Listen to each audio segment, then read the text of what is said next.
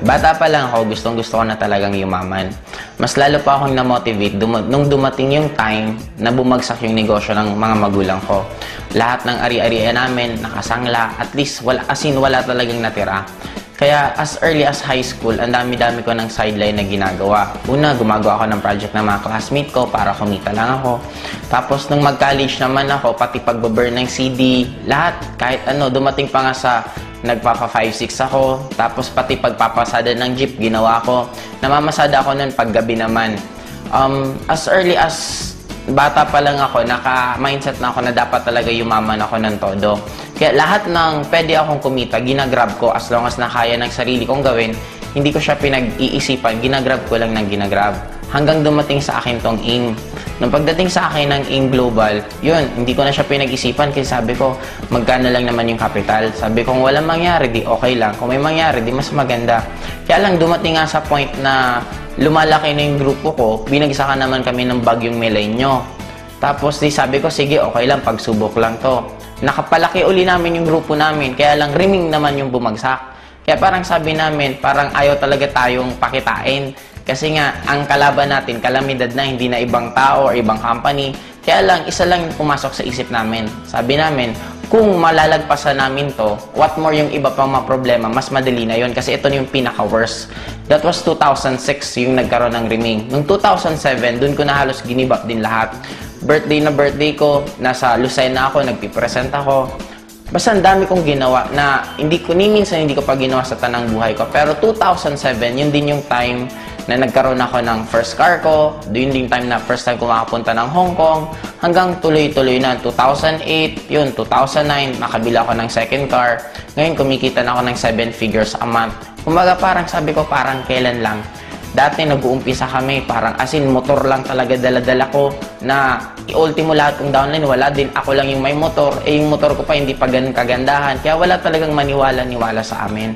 Pero ngayon, sobrang amazed na ako kasi lalo na dito sa lugar namin, kung mag-i-invite kami ng tao, diretsuhan na talaga. Pag tinanong kami kung anong ginagawa namin, sinasabi namin networking. Tapos, ang good thing ngayon, meron na kaming sariling identity. And by next year din, bibili na ako ng sariling building na doon na namin ilalagay mismo yung opisina ng AIM Global. Kung mga first time in the history of networking dito sa lugar namin, ang dami namin kumitang tao na nagkaroon ng sasakyan and bibili din ako ng resort para susunod doon na kayo magkakandak ng training. At yung mga grupo ko from other na place, pwede silang pumunta dito para maipasyal ko rin. Ang point ko kasi, iba pala talaga pag kumikita ka ng pera. Darating sa point na halos hindi mo na sa'yo importante yung pera. Ang pinaka-importante na lang sa'yo is yung convenient ng buhay mo. Ngayon, imaginein mo guys, by next year, ang isa pa sa plano ko, bibili kami ng yate. Kasi meron ng parking dito sa amin. Sabi ko nga, talagang lakas ng attraction ko. Kasi inuna muna yung parking ko bago yung yate kong bibilhin. And I'm proud to be alive sa walang ibang numero 1 networking company. AIM Global ang power. Grabe! And third din po is bibiling ko this coming December is Hummer. Sobra po akong talagang naa-amaze kasi sobrang laki po. Ang halaga po niya sa around 6.8 million. Isang sasakyan lang po.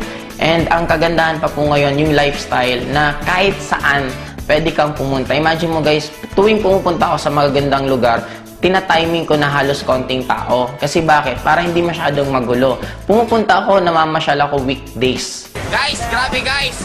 First time Asian Cross. Woo! Ang pinakamasarap dito, lahat ng pwede mong ma-experience sa buong buhay mo, pwede mong ma-experience sa AIM Global in a span of a few years lang. Power! Woo! Katatapos lang namin magyate. Ngayon, di mo ba gagawin namin? Mag-jet ski kami. Yeah!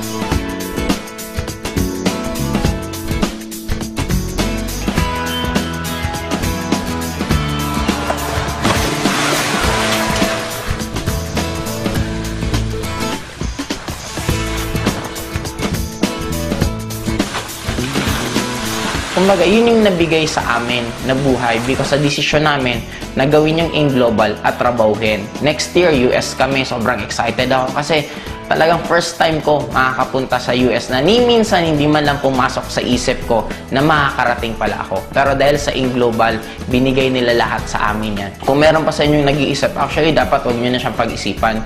Kasi ang nakakaduda ngayon, hindi na yung networking hindi na InGlobal. Magpo 4 years na ang InGlobal, ang dami nang napayaman. Ang nakakaduda ngayon, kung pag-graduate mo ba, meron ka pang trabaho, or kung nagtatrabaho ka man ngayon, kung magkano yung natitira sa'yo. Ano yung point ko? Ang point ko lang, eto na yung nakikita nyo na yung result. Bakit kailangan nyo pang pagdudahan? Ang kailangan nyo na lang gawin, paniwalaan nyo. Kagaya ng mga iba kong friends, it took them 2 years bago nagsipag-join. Pero after 2 years yun, ngayon sila naman yung mga bibili ng sari-sariling sasakyan. Yun pala yung kagandahan sa AIM. Pag once naniwala ka at trinabaho mo, meron at meron at meron talagang mangyayari.